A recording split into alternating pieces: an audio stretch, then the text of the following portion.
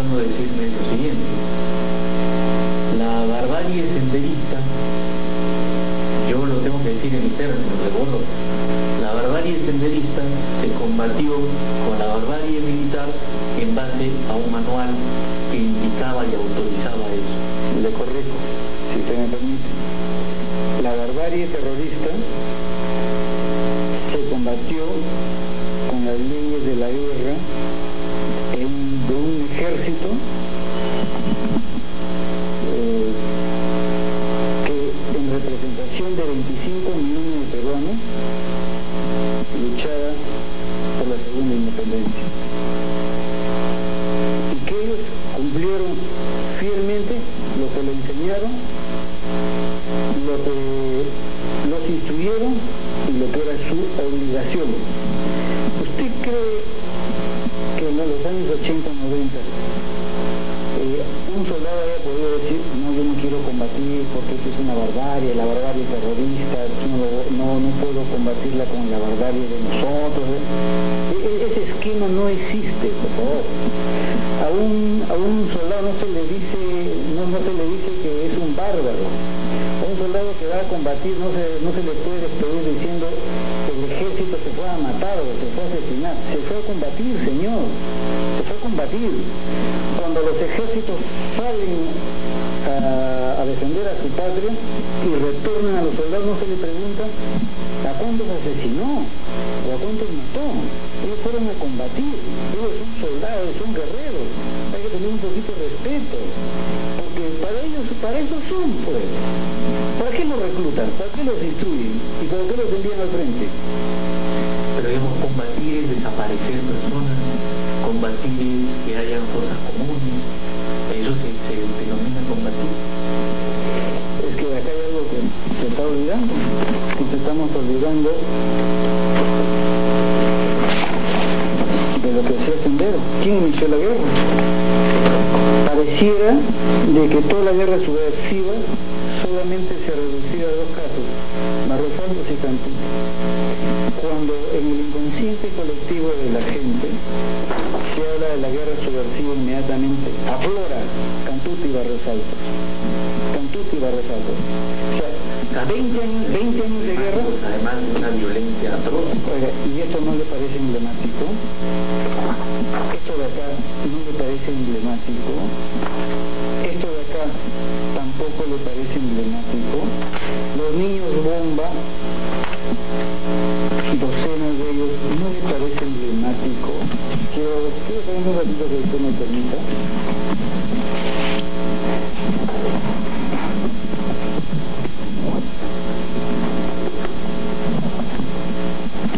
Esto de acá no me parece emblemático. Tan rápido nos hemos olvidado los peruanos. Esto éramos nosotros. Esto ocurría. Esto es un Beirut. Esto no es el Líbano. Esto es Perú. Esto fue Perú. Y esto era lo que decía la prensa del terrorismo. Esto era el humor de la gente no hace mucho acá en el Perú. Y nos hemos olvidado. Qué rápido, por Dios.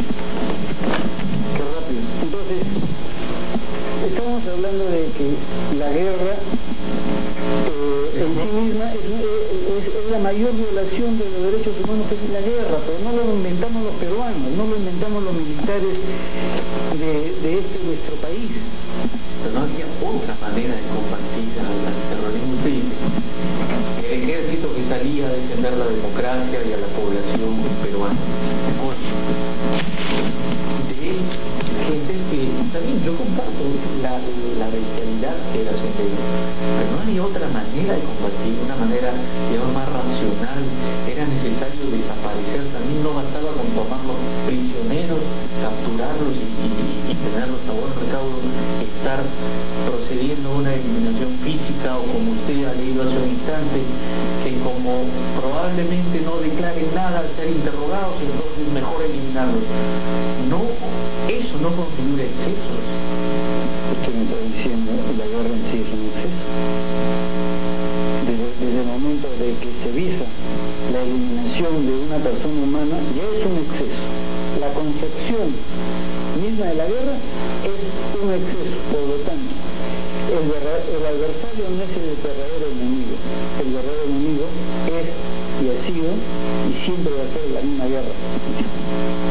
Pero yo les debo decir, podemos decir, la guerra es una bestialidad, perfecto, pero vamos a este caso concreto al que le digo, ¿no había acaso una manera más racional de luchar contra el senderismo? O sea, sin llegar a las desapariciones, por ejemplo.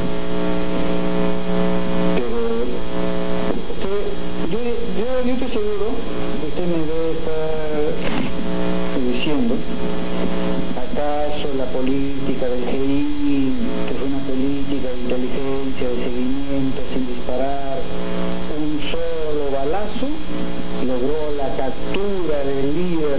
Esa es la forma de combatir, ¿no? Dice cierta prensa, ¿no?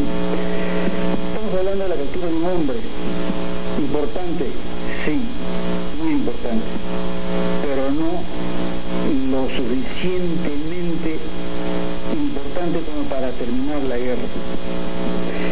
Durante mucho tiempo he venido escuchando de que la guerra contra el terrorismo se ganó desde el momento que se declaró a Guzmán, y eso es falso. Guzmán ya estaba perdiendo la guerra. En otras palabras, inclusive ya se puede decir que había perdido la guerra, y él lo sabía. Su captura fue solamente el epílogo cuasi final de ese combate. Pero ¿cómo se llegó a ese estado de cosas? ¿Se llegó acaso cantando salmos? ¿Se llegó acaso concertando? ¿No?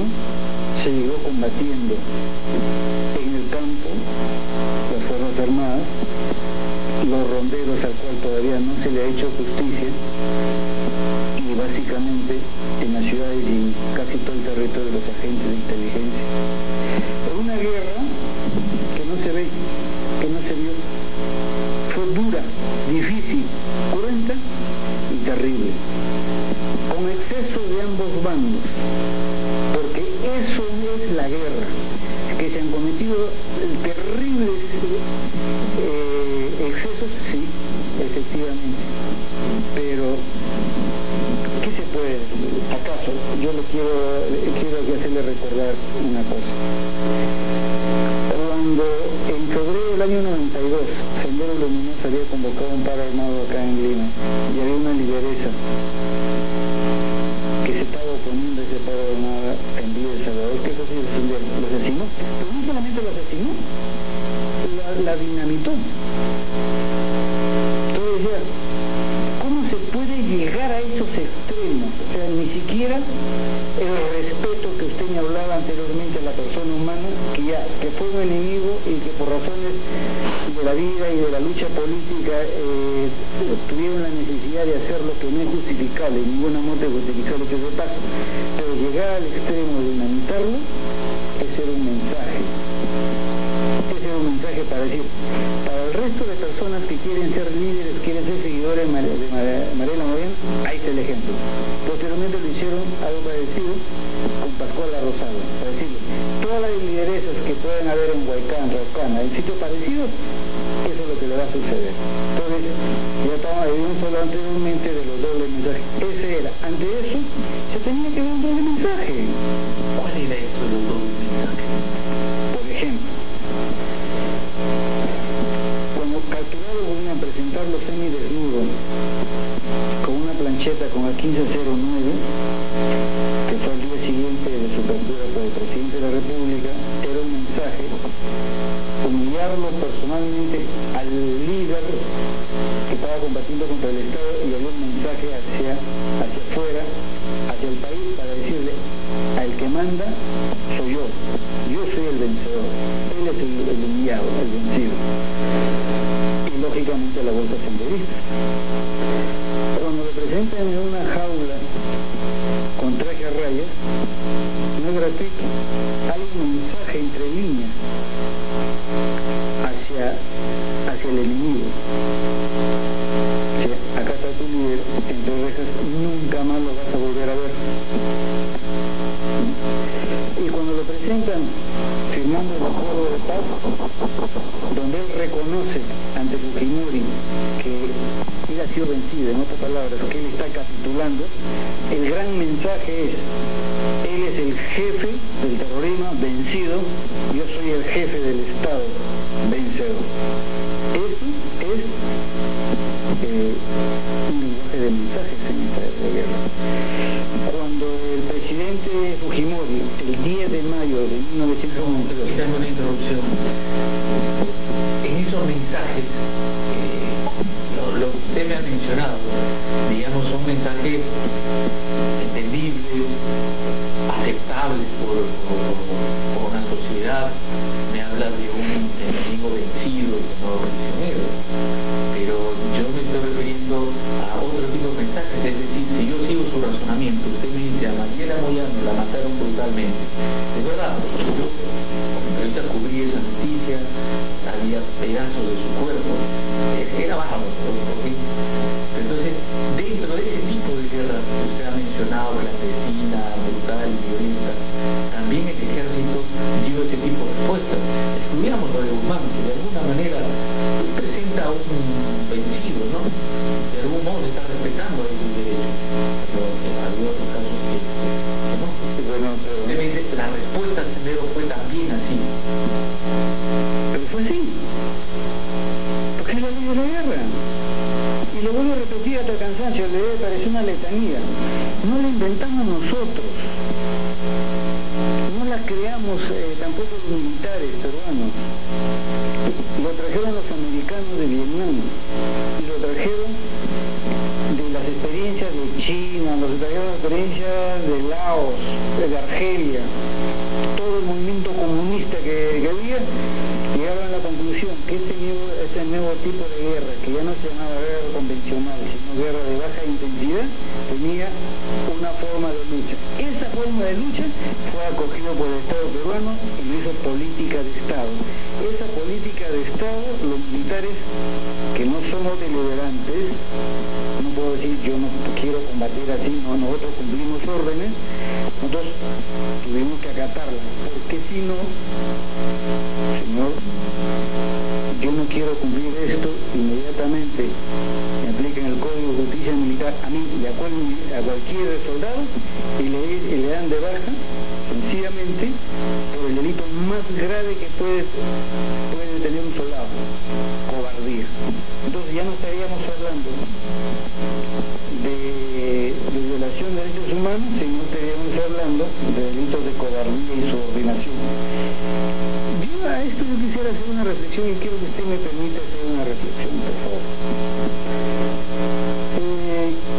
Cuando tenemos este tipo de guerras, los soldados que ganamos, cuando perdemos nos dicen cobardes,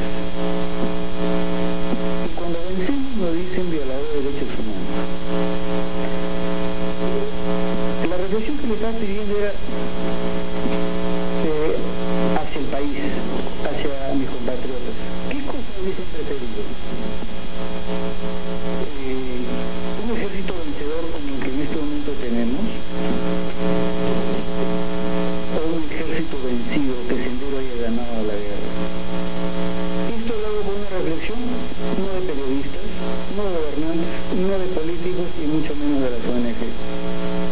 Esto es para que pueda haber una reflexión de cada uno de los ciudadanos, de aquellos que perdieron a alguien, a un amigo, a un familiar, y para aquellos que fueron testigos de la guerra. Si ellos hubiesen querido que con el ánimo que existe y persiste, haber sido el ejército vencedor del terrorismo, o de repente que Sendero haya ganado la guerra. Esa es una reflexión y es una interrogante que me viene acompañando los últimos años. Entonces, como no tengo la respuesta todavía, y parece que no la voy a encontrar, bueno, entonces traslado ese interrogante hacia el país. Este tipo de guerra clandestina quiere decir entonces que operativos como el de Barros Santos y la Cantuta solo han sido dos muchos